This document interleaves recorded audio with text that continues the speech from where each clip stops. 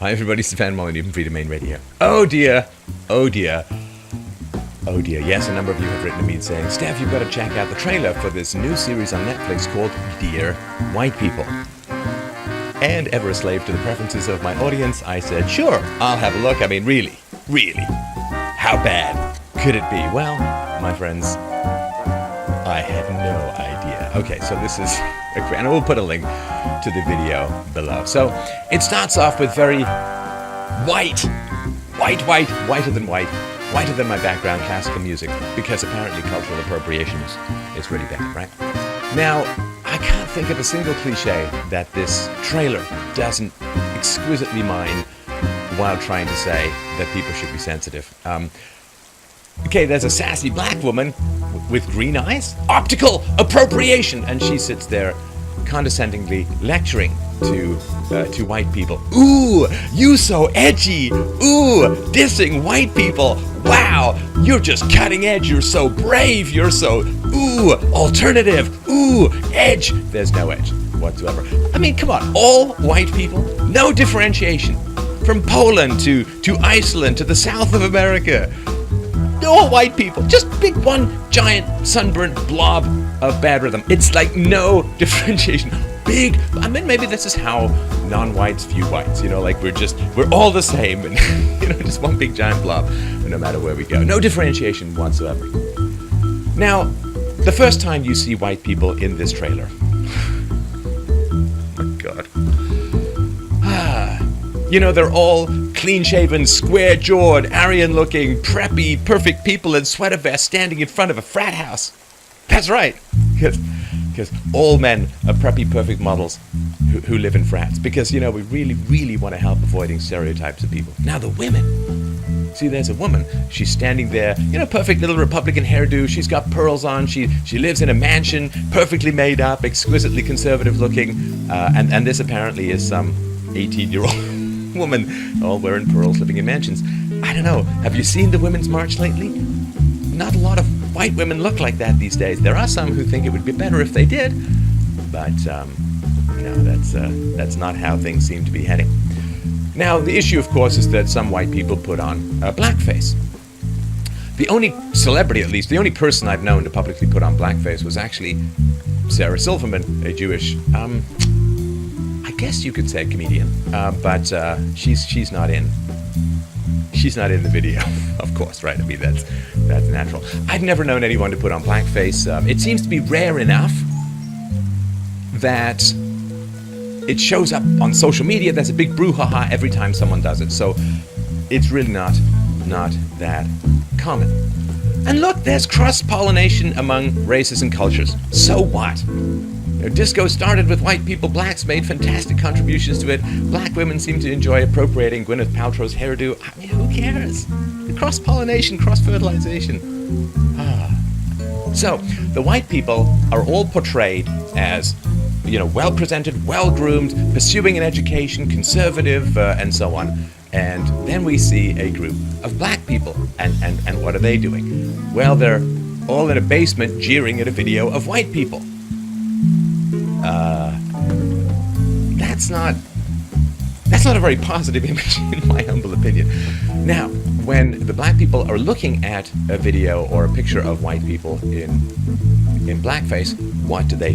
What is their solution? Do they come forward and educate? Do they talk about the history of blackface and how offensive it can be and so on? Do they come forward and make a case? No. This film, or this series, this trailer, shows black men invading a party and attacking white people. And trashing their speakers, like the guy crashes over the speakers and so on. And this, of course, the very white classical music swells to a triumphant crescendo. This is portrayed as a very, very positive thing. But here's the problem, guys. I can't believe I have to say this stuff. It's the current year, people. See, here's this problem. There's a perception. This is not a white perception, but it's a perception among non-blacks and a lot of blacks, some of whom have been on this very show and made wonderful contributions. There's this perception among non-blacks that there's quite a lot of violence coming out of the black community. And you can look up these statistics. We've sort of shown them before. And I think if you put out a trailer and a show that's going to be eventually, I guess, seen by millions of people, should Netflix make the foolish decision to go ahead with this nonsense. The black community is getting upset about something that's not the initiation of force, it's not a criminal action and so on. Like, what tiny percentage of white people dress up in blackface? So this video, or this trailer, it shows blacks getting offended about something and then physically attacking white people. I mean, we're talking home invasion, physical assault, destruction of property. Is that what we should take away from this? That if you upset black people, they'll trash your house, invade your property, and attack you physically? I mean, that's racist on every conceivable level. It's not just the one giant stereotype of white frat boys and so on. It's a stereotype of blacks reacting to offense with violence.